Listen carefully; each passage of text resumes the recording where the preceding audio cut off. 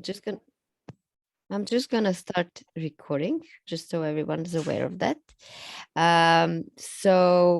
Hello everyone who joined this discussion today about the relationship between digital health and pharma and how far we've come by today. This discussion is going to be the first of a series of 3 events this year under the name Spelled Out, with which we hope to bring clarity about various topics related to digital health. So we're starting with pharma and digital health. And to give you a little bit of a teaser, we're also going to talk about the legal aspects of digital health and the very popular topic of data ownership, data access, and data control. But more about that perhaps a little bit later. My name is Tjasa Zajc. I will be moderating this event together with Hicham Naim, who is the founder of Curated Health. And this is organized by Faces of Digital Health and Curated Health together. Hicham, what would you like to say about the topic that we're about to cover today?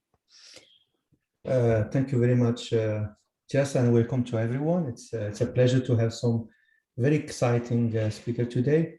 Well, I am a pharma guy, so I worked in pharma, and I can tell you, since I remember the early days of digital health pharma company, were quick to partner with digital health startups because they wanted to get a piece of the action.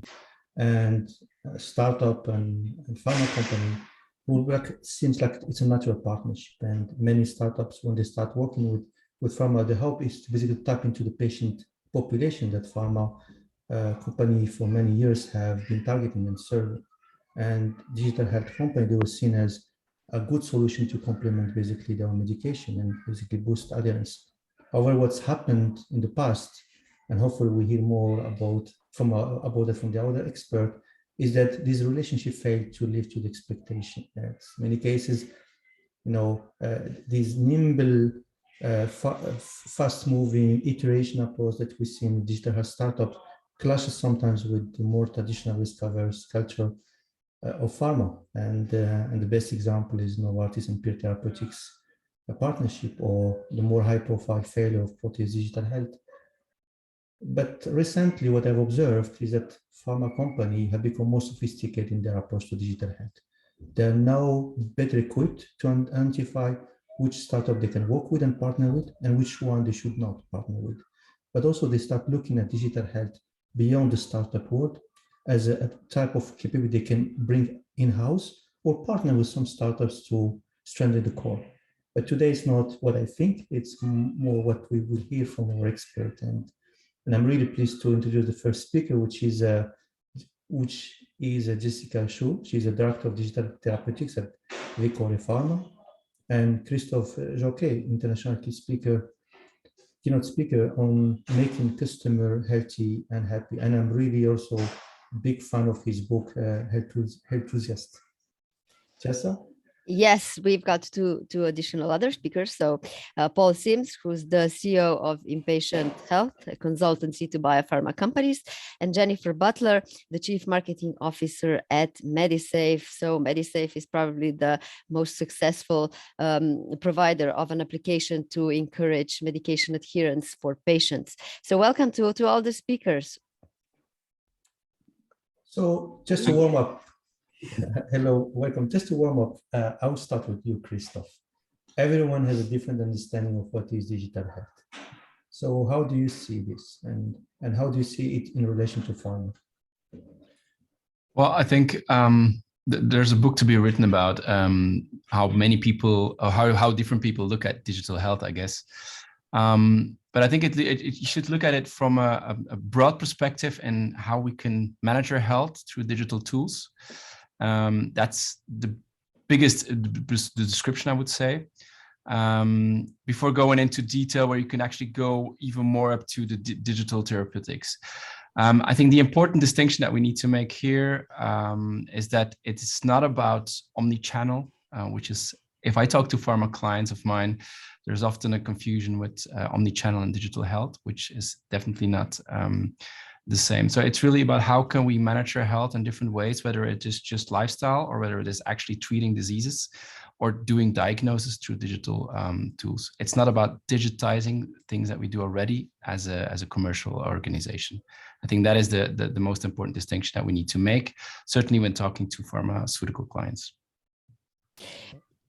Paul, you Paul, do you have something to add from no, your side? I have a question for Paul. I actually have a very specific question for Paul. I'm not allowed to answer the previous, obviously. So Paul, you basically worked on events for the pharmaceutical industry for a decade, I think, and then you started a consultancy.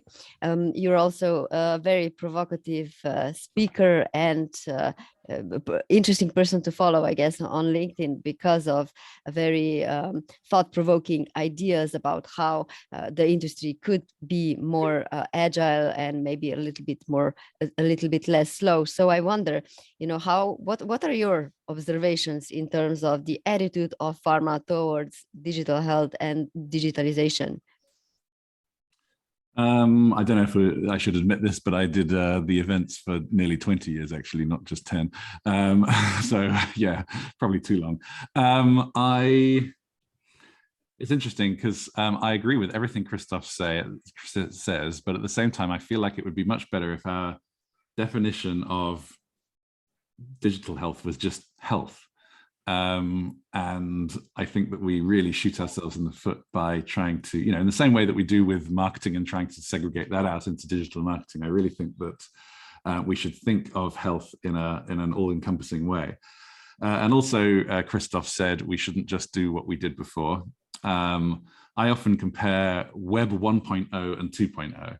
So 1.0 companies like AOL and Alta Vista and all of these things, GeoCities, these companies, these names that you don't hear anymore, because they've died completely. Like the disruption in big tech has been so severe in the last 20 years that the first generation is gone. And obviously we know the second generation dominate today. But what happened in the meantime? Was there a giant earthquake that wiped out the first generation like the dinosaurs? Not really. There was just the internet got a bit faster and it got a bit more mobile. That's all that happened. But what people realized was that suddenly we'd hit a threshold where you can create a digital only business model. You can create something that you can't even imagine Uber offline or Facebook offline or Snapchat offline, can you? These are digital only businesses that are not just repetitions of what happened before. So I think that in answer to your question, we just need to be thinking of health, but we need to be thinking of health in a world where digital means are available to a much larger group of us than were before. And let's not go after the mainstream so much. Let's go after the early adopters. Let's go after I know that not everybody has access to everything, but let's focus on those early adopters because they will drive it for the rest of us. Do you have any examples of early adopters that come to mind when you just... Not very many. Plenty from other industries, of course. I think that things like what Jessica's doing right now, and she'll have a say in a moment, are obviously fantastic. The problem is that, this topic is digital health in big pharma, right? And big pharma, I just had lunch yesterday with a guy called Miles Furness, a friend of mine. He was responsible for digital health at Ipsen for the last couple of years, and he now is responsible for a startup. And he just expressed it as freedom. Finally, the ability to do all the same things, but with everybody actually focused on how to get a solution as opposed to how to stop it and how to worry about it.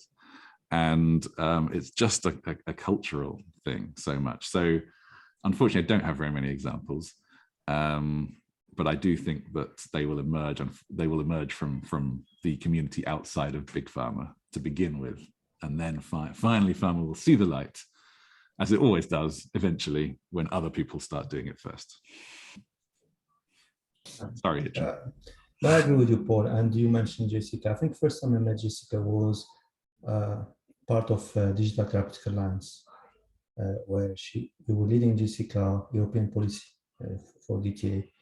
And I wonder what's your view about DTX? What does it mean first? And what's your position with regards to the market pool? for DTX in Europe and broadly globally. So I didn't really hear the question, but I guess what is my view on DTX? First, I think it would be great to clarify what is DTX, because sometimes we tend to mix up digital health and DTX. And second part, it's what's your position? What's the position of DTX today in the market? And do you think it will be changing positively? So yeah, digital therapeutics, DTX for short, are a very small subset of digital health writ large. And I'm after having done this, 20 years I've been in digital health, the definitions I think are becoming stale. But in essence, digital therapeutics move an endpoint. They are software that makes an impact on a disease state. So not talking about monitoring diagnosis, we're talking about actual intervention, moving a clinical endpoint, and we're proving this through clinical trials. So I would say there are less than 200 products on the market right now doing this or trying to do this. That said, I believe there are movers and shakers in the industry. I think, Vicore, where I am now, they kind of saw where these kinds of products intersect with pharma, just because, we've hit a wall with drugs. I mean, I think pharma companies realize that this lock and key hypothesis about trying to solve a problem with, shoving a drug into a certain formula only works for 40 to 50% of people in the first place. And then there's poor adherence, so you cannot treat people and be successful just using drugs. And so I think pharma is starting to realize this. And I'm at a huge conference right now where there are pharma companies on the exhibition floor with their big signs and they're, serving chocolate and selling drugs. And it just seems a little old and tired. And I think even they realize it. So the amount of money spent on this kind of publicity only goes so far. And so to really solve problems, they're going to have to start thinking out of the box. And so, I mean, this is more my personal view than the view of my company, but I think, Vicore does think this way as well. And so, and even just developing this digital therapeutic, we have seen that people are more interested in hearing about it than they are about, another drug that maybe is competing with another one. And so there's a market for this. I think there's momentum behind it. I think a lot of digital therapeutic companies are very successful, especially in the US. So I believe that the time is right, and I think they want to listen, they want to learn, and it's their own fault if they're creating obstacles. It's such a great point, Jessica. I was actually at a clinical pharmacy congress in London last week, and Paul and I had exactly this discussion. I said to him that when I entered the exhibition space, where all the vendors were exhibiting, I felt that this could be 70 years in the past and it would be the same. Yeah, it's like they're selling cars. I mean, it's crazy. Unfortunately, it's probably going to be 70 years in the future as well. You can see why I got it. Right. Yeah, exactly. And that was my first thought. My second thought was like, how much waste this kind of an event produce, because all the things that are there are just for one-time use, more or less. But if we try to think about, how is pharma starting to realize the potential of digital health, or how can digital solutions impact pharma? I remember 6 or 7 years ago, digital health incubators and accelerators inside pharma companies seemed as something that everybody wanted to have, and to a certain degree it was almost as if a lot of pharma companies just did it because they saw other pharma companies doing it, and from those in the industry, they would say that just kind of the main benefit for pharma is to see like what the innovation is on the market and how startups are thinking. So just basically getting a market insight without a real idea about the goal, what they want to or can do with that. So at this point, perhaps Jennifer, you can pitch in, because Medisafe is an app. It's basically what we understood in the most early stages as digital health. So digital health, I think in the beginning was really just apps. In the general sense. That's kind of what the perception was. And you are very successful in just improving patient adherence. You are also working with pharmaceutical companies. So how do you observe the development of the relationship between the two? Great, thank you. Yes, and I have been leading into all of these points that the panelists are making, and we could just have this ongoing conversation. But Jessica, I think you mentioned that in the involvement of where, and Paul mentioned, it's all health. It's not just digital, and we need to kind of look at our new way of interacting with patients and the way that digital is bringing us. And part of that is recognizing and finding the channels in which patients are naturally going. And what Medisafe started over 10 years ago is a platform for medication engagement. And it's a basic app that's downloaded, and you can manage multiple medications. But what we've seen in the past 4 years, and especially since COVID, is how do you take the convenience of digital and make it relevant and make it sustainable and driving that impact to where you're talking, Jessica, in impacting an endpoint. And what Medisafe has seen working with pharma is that it's going beyond a reach to patients, but an engagement. And that means that it needs to be a personalized behavior modification engagement in which you need to look at the patients holistically and their holistic ecosystem. So it needs to have that patient support, not just the patient awareness that is intervening at the right times of the treatments that are needed for the patients. And that has to be an integrated platform where you're bringing in other players. So pharma is looking at all of the different support for patients, from hubs to co-pays to caregivers, and how do you bring that into the patient ecosystem? So, I mean, it starts to grow pretty quickly from just reminding patients of medications to how do we create this whole digital ecosystem that is personalized for the patient. And it's been amazing to see the increase in adherence and extension of persistence when you start to really support and put the layers in a patient journey to successfully guide them through treatment. That's excellent. I was texting Jess. I was texting her that maybe I should be defending pharma today in this podcast for the roundtable, because I believe that pharma is behind, and you're right, Paul. But we should not lose that there are two revolutions, and they need to work together. There's a digital revolution with digital health, but there's another big revolution that would completely change the way we see the future and what it means to be human for us, which is the biorevolution. We're talking here about synthetic biology, gene editing, and so on. And I think where the value it will be is that how digital health can work together with this other revolution that is coming. It's beyond the traditional chemical that pharma is looking at today. And I agree with you, Jennifer, that pharma moved away from pure focusing on persistence and start thinking about engagement and thinking also how they can bring the patient experience beyond the commercial side, but also in the clinical trial, and having the treatment that are developed for a particular patient and not for a size of all the patients. So we've clarified now the basics of what is digital health, digital therapeutics.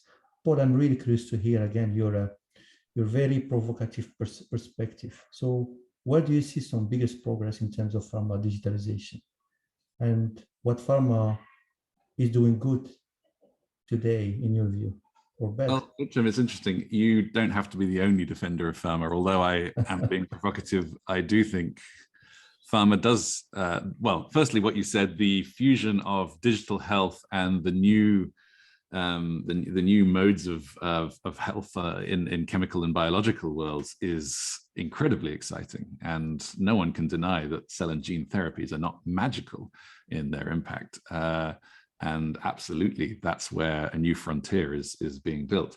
The other thing I would say is, it's easy to criticize pharma for not being agile, but it's also easy to criticize social media firms for being too fast. Like, we've seen even in social media the implications of the move fast and break things attitude. And I would argue that big tech has just as much to learn from pharma as it explores the health world as pharma has to learn from big tech. And we shouldn't always put big tech up on some pedestal, because they're going to get a lot of stuff wrong and a lot of people are going to get hurt. That doesn't mean, however, that you shouldn't be experimental. It doesn't mean that you shouldn't have the right metrics in place to ensure that that learning happens. I can see Jess has got her hand up, and it doesn't mean that we shouldn't say that we shouldn't be trying, because we absolutely should be in this space. So yeah, take it with a pinch of salt. Definitely don't just copy big tech. God, that would be a nightmare as well. And in terms of what excites me, which I think was the second. Sorry, Jess, I realize I feel like I should hand over to Jess at this point, but just to actually answer your question, Hitcham, what excites me most of all is actually getting a lot of that infrastructural stuff right, so that we can actually have a bit more of a positive attitude within the company. And unfortunately, and this is going to sound very rude, I get invited to speak at a lot of pharma meetings. I find that the average digital maturity within the average organization is low. I tell them stories about how TikTok is popular and there are gasps in the room. And it's amazing how people don't invest their time in studying this stuff, studying what's happening in the world of tokenization, the world of gamification. These are the frontiers of tomorrow, not whether or not you've got your customer experience 2% better with whatever doctor.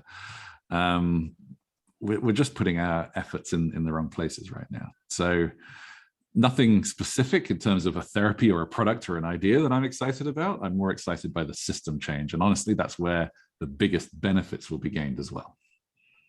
Jessica? Yeah, no, I had a comment just to add to the idea of tech and pharma being separate and thinking differently, in the sense, so just 2 days ago, yesterday, Google hired the FDA digital health chief, Baku Patel. It's now working for Google. So, there's an awareness within tech as well that they need to get the health experts and, get sort of combined in a way that is not separate. And so we're going to start to see this, because there are a lot of really smart pharma and health people like in tech now, like in California where I am. And I guess that's good news. That's because experiences are needed to bring progress. Christophe, are there any examples that caught your eye in terms of digital health innovation in pharma? Yeah, definitely, I think. But I just want to piggyback on something that Hisham said, was that indeed the biorevolution, which was confirmed by Paul, is that together with technology will definitely make a difference. I think there's a lot going on in pharma, and Hisham explained that to kind of define pharma. But I think I've worked with about 16 out of the top 20 pharma companies in the world, and my understanding and what I've seen most of the times is that knowledge, that involvement, that digital health consciousness, and I join Paul in that, is that it's very limited to a couple of people. And I'm pretty sure that Hisham and his team are very on top of things, and every company has a couple of those. But it's a big difference between three different things in pharma. One, you have the innovation labs, which are super hard, super focused, but they are kind of like very often in many companies isolated. To be honest, I've only worked with 2 or 3 of them, to be fair. You have the global companies who have digital transformation roles, customer experience roles, who are very often on top of things, who have a vision, but who are struggling to get it across the company. And then we have the 90% in the company, or maybe even 95%, which are very local. And what I do notice there is that they as Paul said, I mean, they hardly even know what TikTok is, let alone what peer therapeutics could be, or what Happify could do, and so forth. They might not even know Medisafe, for God's sake, which is on the market for so long and which has been promoted everywhere. So I think from a maturity point of view, there's a huge difference between global, local, and the innovation. And so before we can actually say that digital health becomes health, and before it becomes so relevant in pharma, I think there's a lot to be done. I think regarding good examples, I think what I really liked is how Roche approached the My Sugar thing. They were a very early investor. They were a very early buyer, and they kept to the site with about 40, 45 people, if I'm correct, to really develop it by themselves. And they worked in partnership. But the culture, the way that they managed it, the way that they managed the data, the way that they managed their progression was managed by My Sugar app by itself. And what we see slowly happening, I think it's just fairly early, but what we see happening is the tendency to put and to create everything internally within pharma is, I believe, slowly getting out of it. And we are having these partnerships probably as well as Jessica is having. I mean, look at what recently happened with the collaboration between Huma and AstraZeneca, where they said, look, you can have our amaze, we will invest, we will be a partner in your board, but everything that is advanced digital, you can do for us, basically. And there as well, they try to have a standalone approach. So I think that the struggle in pharma related to digital health was very often, should we build this? Should we buy this? Should we partner this with this? And I think slowly, bit by bit, the different parts of digital health, we get in a grip of it and understanding what part should we do ourselves, what part should we actually rather partner with.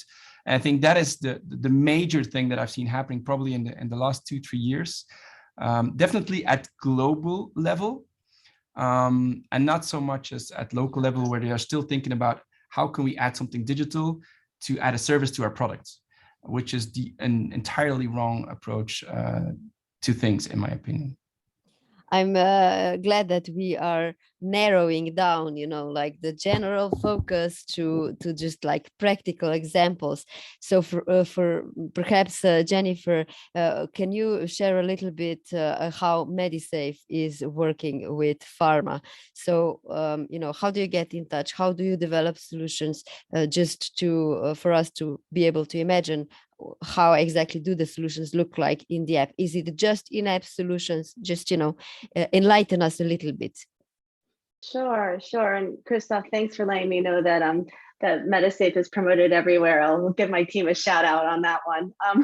And we absolutely also come up against the build versus buy conversation with pharma. And while I can't give specific name the specific pharma that we're working with because of our contracts that we have in place, we are working with top global pharma clients for both country focus and global focus.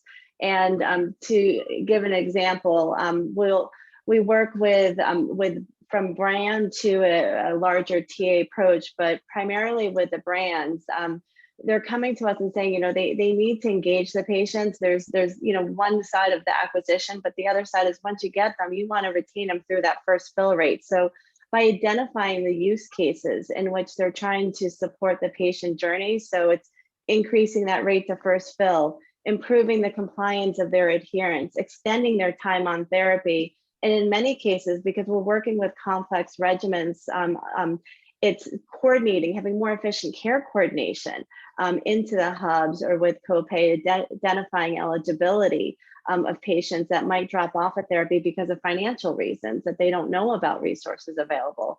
So what we do is create, it's an app for the patients to be able to have a branded experience within Medisafe. And I mentioned before, it's Medisafe is a natural channel in which we have over 10 million patients or users looking for solutions in medication management. So we have a volume of patients on our app, but then within our platform, we're able to have a customized experience so that if you put in a specific medication of a brand that we're working with, you would be invited into your own program so that you can have this certain onboarding experiences, you're connected to the resources, and we understand different types of challenges that go on during the treatment. So whether it's an antidepressant and you need to make sure that the titration is working correctly and keeping someone in the first 30 days connected to their treatment regimen, having interventions and dynamic content assessments that are coming and engaging the patient along the way, or if it could be a biologic for skin treatment and someone thinks, okay, I'm done, I don't want to have to do a biologic anymore because my skin's clear. but in fact, you need to keep them going because it needs to stay persistent to the full treatment. How do you keep them through that end of the treatment? So we have very specific programs that we built onto our program that are branded for the medication, but then also allow the patients to holistically manage the rest of the medication cabinet, because we know that patients are managing about 5 to 6 medications on Medisafe outside of just that one specific treatment. And it's important to make sure that all of those medications are adhered to because it has the impact. And so by going through these different use cases, we see that just slight increments in all of these use cases actually lead to impactful results that are in the tens to hundreds of millions back to the pharma in retained revenue, which is pretty impactful. And I think this goes into a different discussion, which we can come back to, but it's also supporting pharma in making those business cases of, this is not just a nice to have, but it actually has some impactful value to the organization as well. Jennifer, just one quick follow-up. As you know, I'm always interested in the global perspective. So my question is, my probably most common question is, where does that happen? Is that just in the US? Is it somewhere else as well? So what's the situation? Yep, so we have clients that we're working with a lot in the US, but we also have Canada, Brazil, Germany, and I think we had one in Mexico as well that we're working with. Okay, that's a lot. Thanks. Actually, Jennifer, Medisafe is a great solution. We're using that for onco patient. Maybe one little correction. It's not only about the business case. It has been now published that if I take the onco patient, the PFS, for instance, or overall survival of patients, sometimes it's improved by 6 months or even more, just by using those kind of solutions. So the patient outcome is just, it's there also. And there are today evidence to show that. Talking about the good thing, like you said, Christophe, and partnership, I'm really curious to hear you, Jessica, for Vicore Pharma. How do you approach partnership and how do you make a decision whether it's make or buy in collaboration at Vicore? What's your thought process on that? I'm curious. So, yeah, we are partnered to build a digital therapeutic for rare disease, lung disease called idiopathic pulmonary fibrosis. It's a fatal disease. Like once you're diagnosed, you're told you have about 3 to 5 years to live. So this creates obviously anxiety in patients. And so we are partnered with Therapeutics, also a Swedish company, to build a product to treat this psychological burden.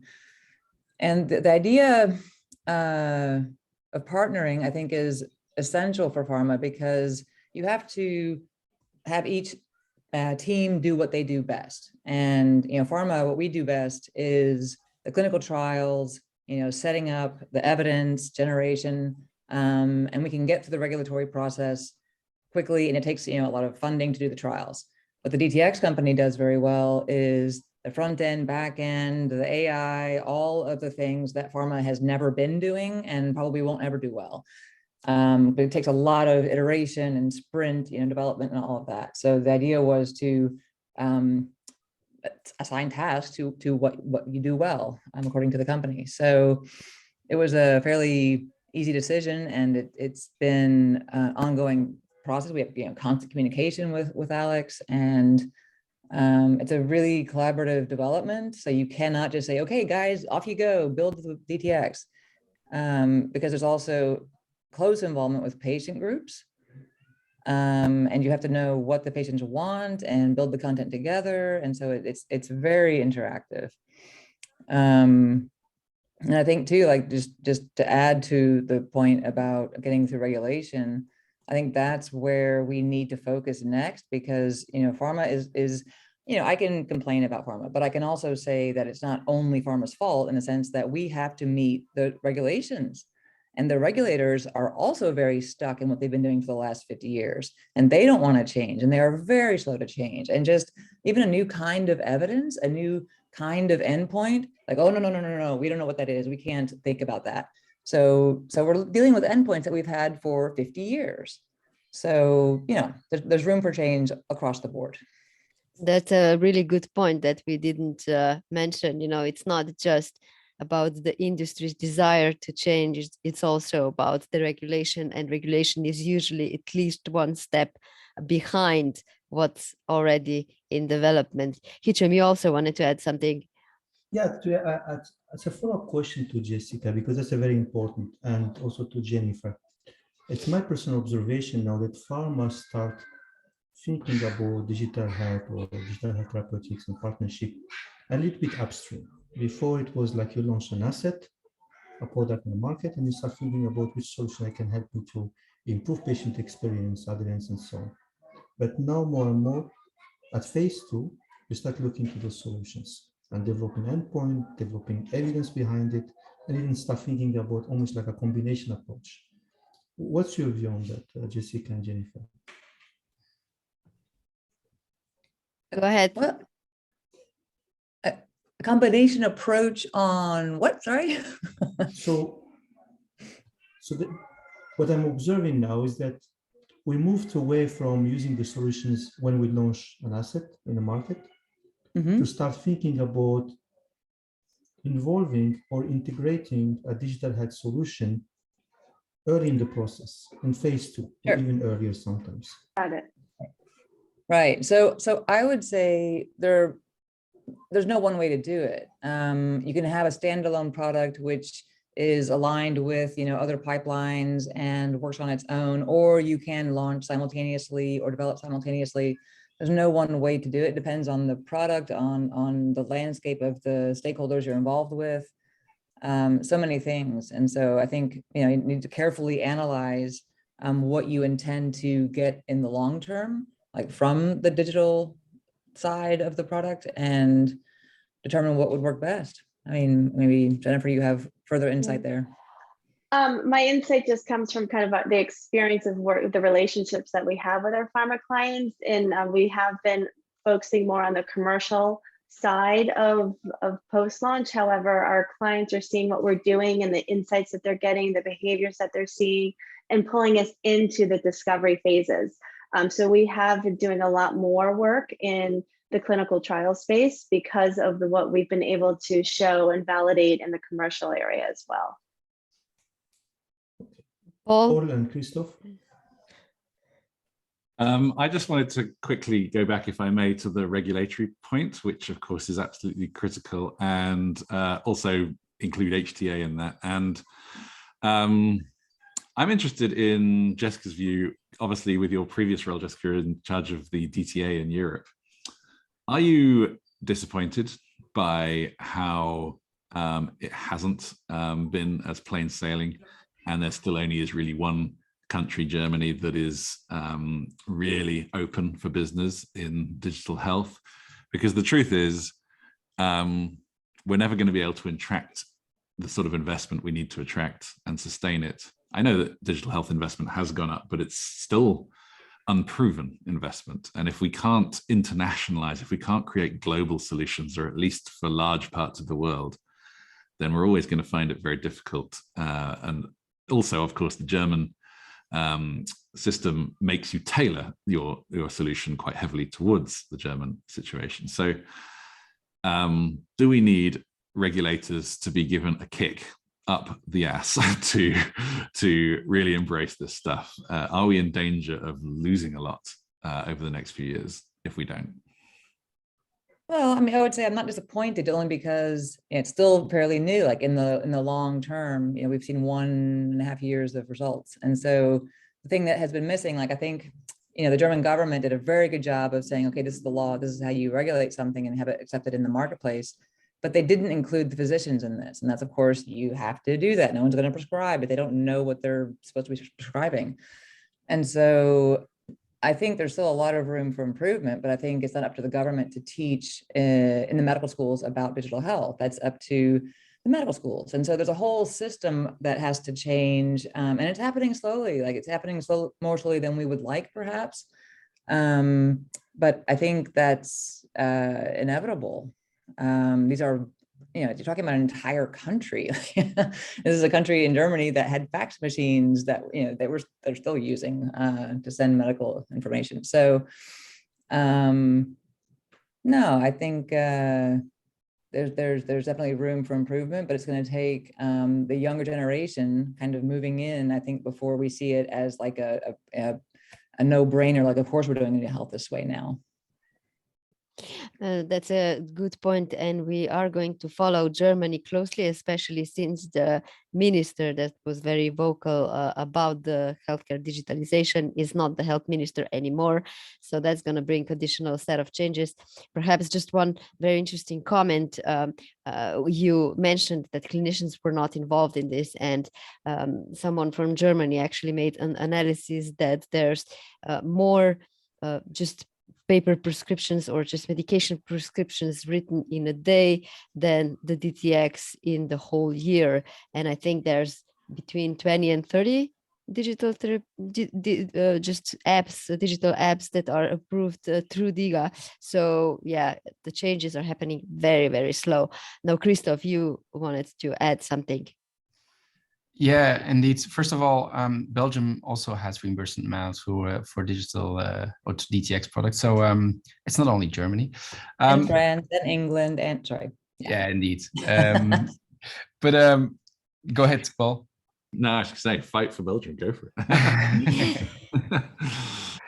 No, what I wanted to add is that I don't know, but I wasn't surprised to see the uptake. I mean, that it went so slow. I mean, I've launched several products in pharma, probably you as well. I mean, physicians are creatures of habit. It's very hard to change them. And even with something that is entirely new, it's very hard to get that ramp up. So to me, that I'm not that surprised, actually. I know it will come, but it will take a time.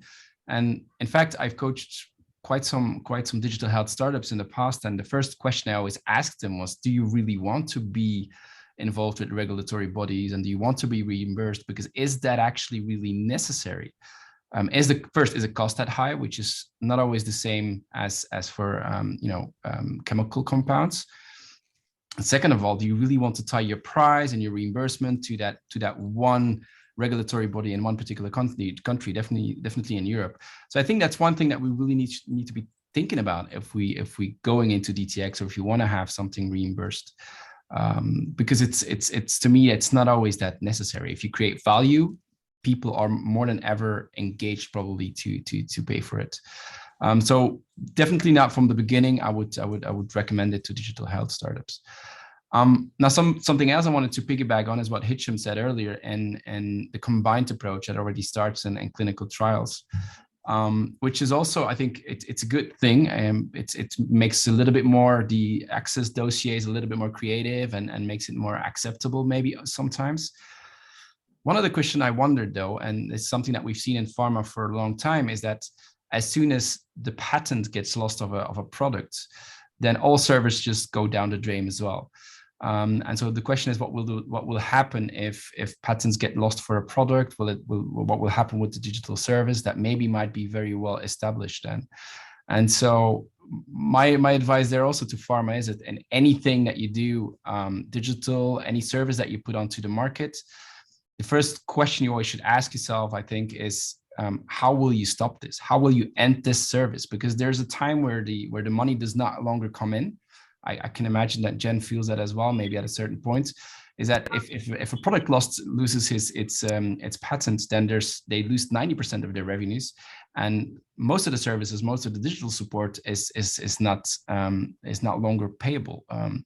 So to me, there as well, I think it's a bit. I'm really looking forward to how that will evolve.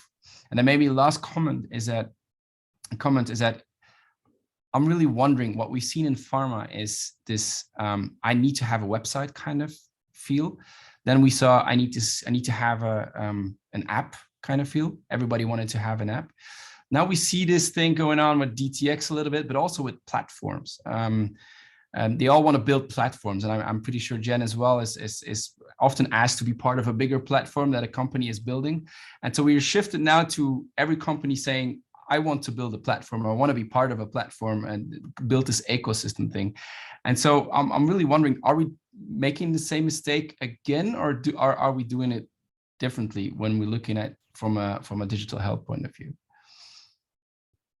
So much to unpack there, Jennifer.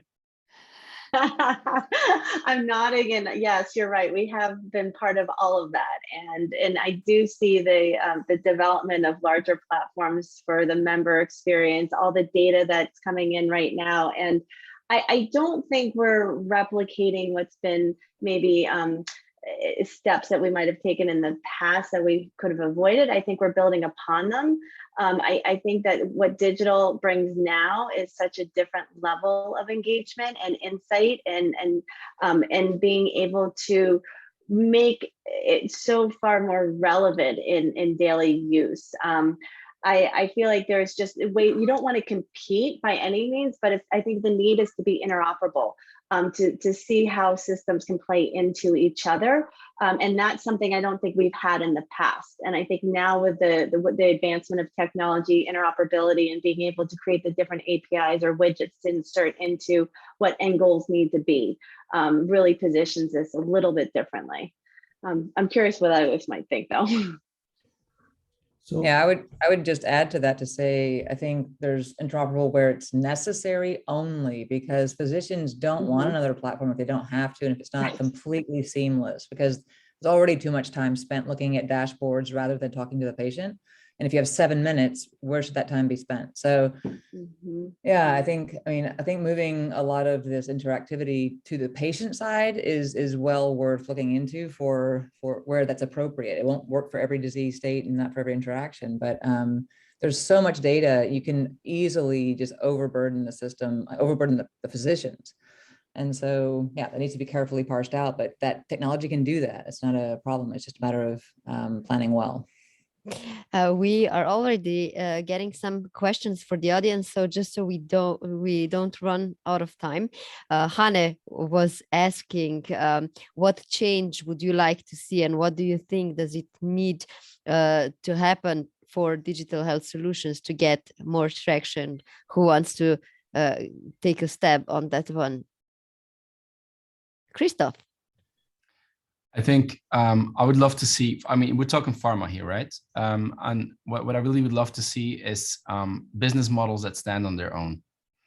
We're too much thinking of it's a service, it's an add-on, it's part of something else, but it doesn't have a business model on their own. And I think in many cases, it could be interesting to look at a digital health solution from a business model point of view in itself, and see how you would love to have revenues from it, or love to have data from it, or whatever, but it needs to have a business model.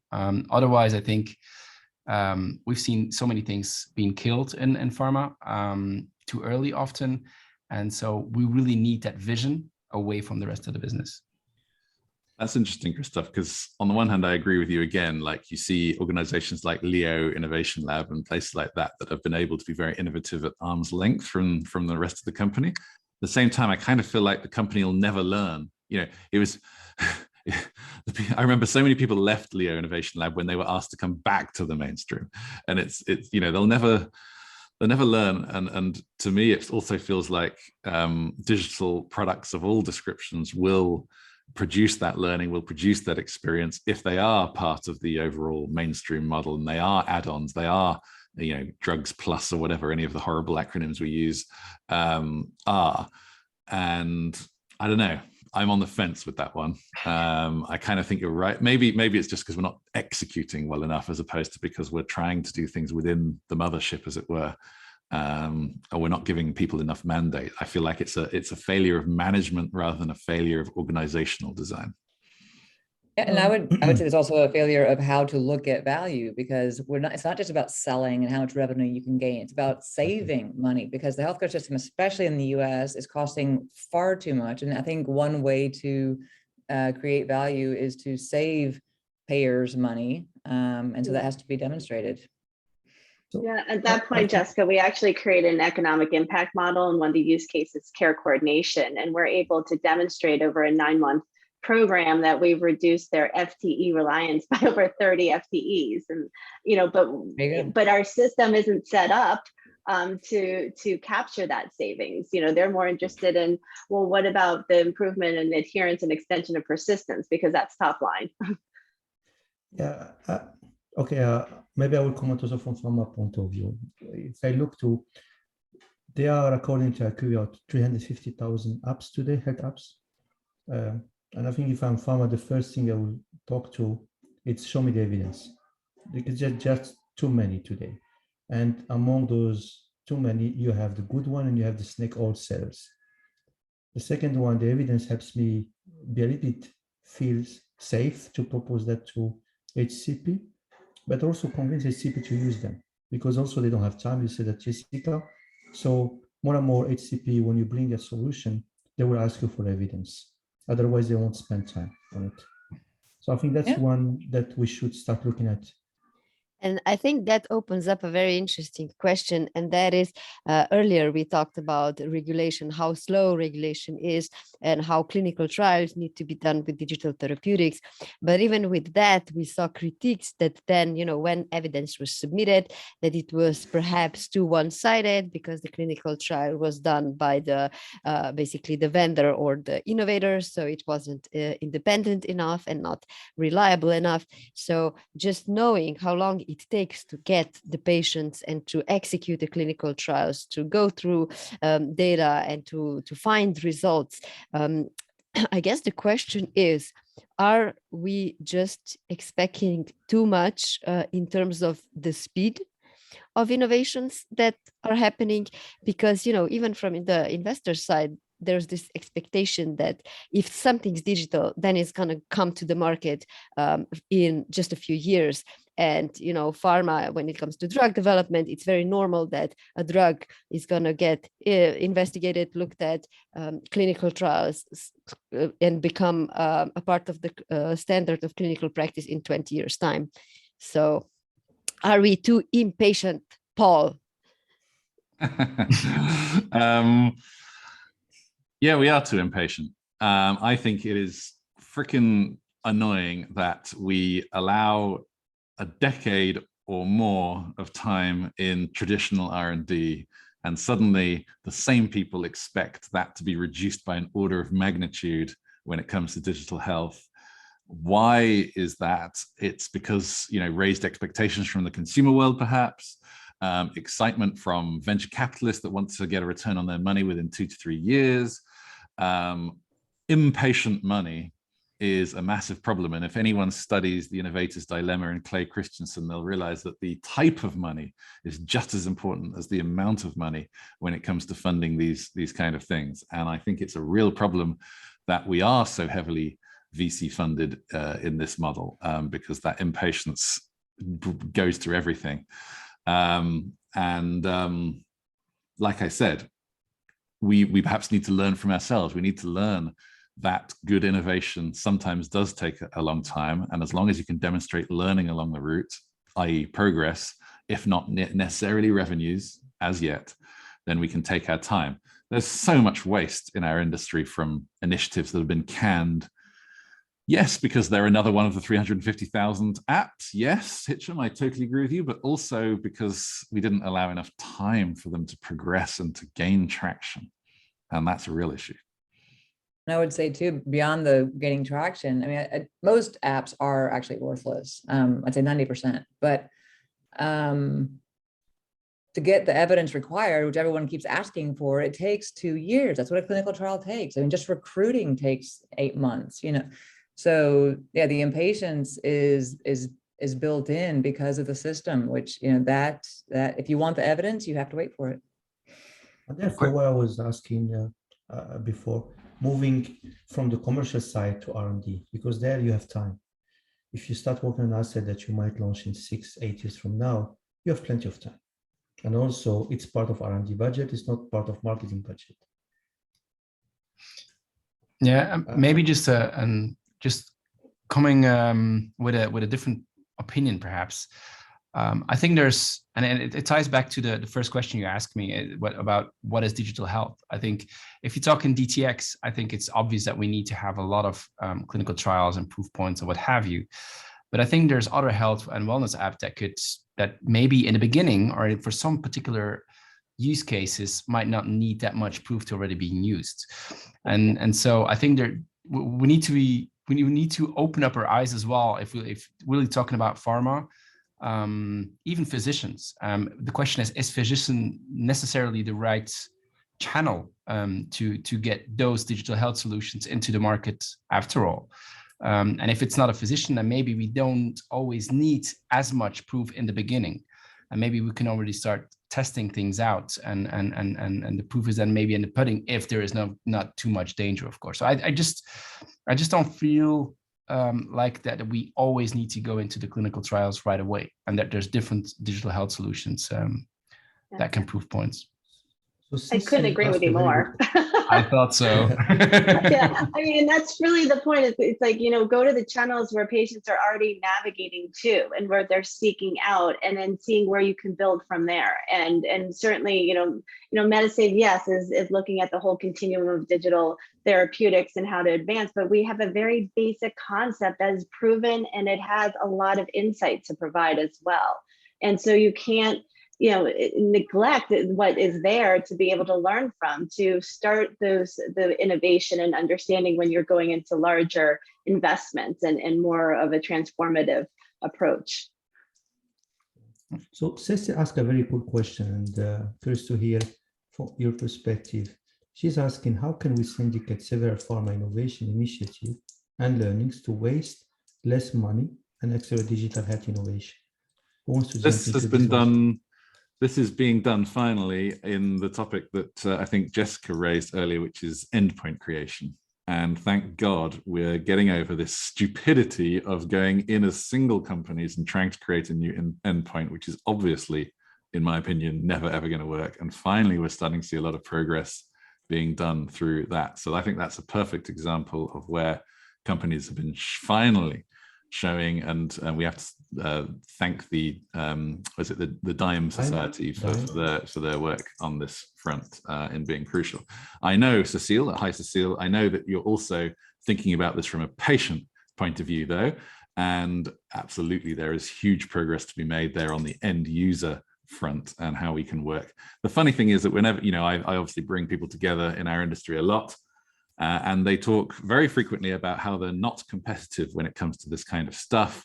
They're only competitive on their medicines. Yet we are still not seeing enough single user interface and combined efforts from our industry in producing stuff that works across multiple patient groups or multiple companies for patient groups. So yeah, massive progress to be made.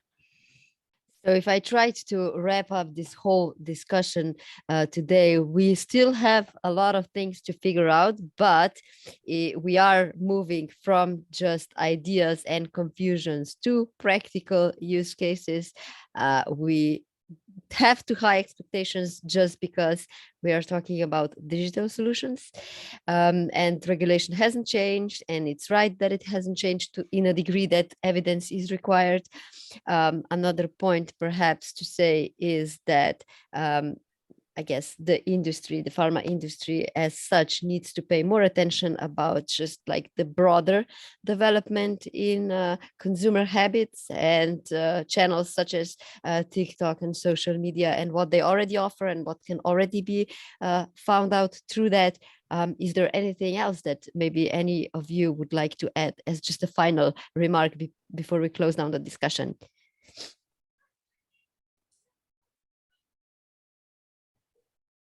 3, 2, 1. You did it very well. You did it very well. Thank you very much. We learned so much today from you. Hey, I have the feeling you've done this before, right?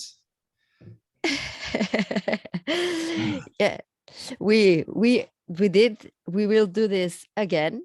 So as I mentioned in the beginning, for sometime in September, we are planning to gather some legal experts to talk about data ownership, and just data privacy, that are all very kind of hot or interesting topics, generally speaking, but when looked at more from the legal perspective, become a little bit more complex because, you know, for example, if we talk about ownership is a very strong legal concept that brings with it a lot of consequences.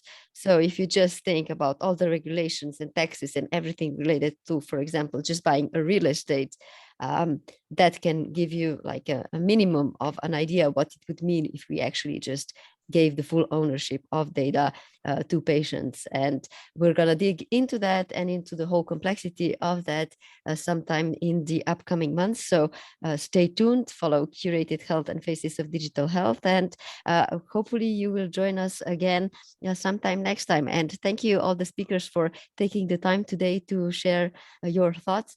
As mentioned, I will publish this on the Faces of Digital Health podcast, so you can re-listen to that again. Thanks, everyone. Thanks, Hicham. Thank you. Bye. Thank you, everyone. Great fun. So much. Have a good evening. Thanks all. Bye-bye. Thank you. Bye-bye.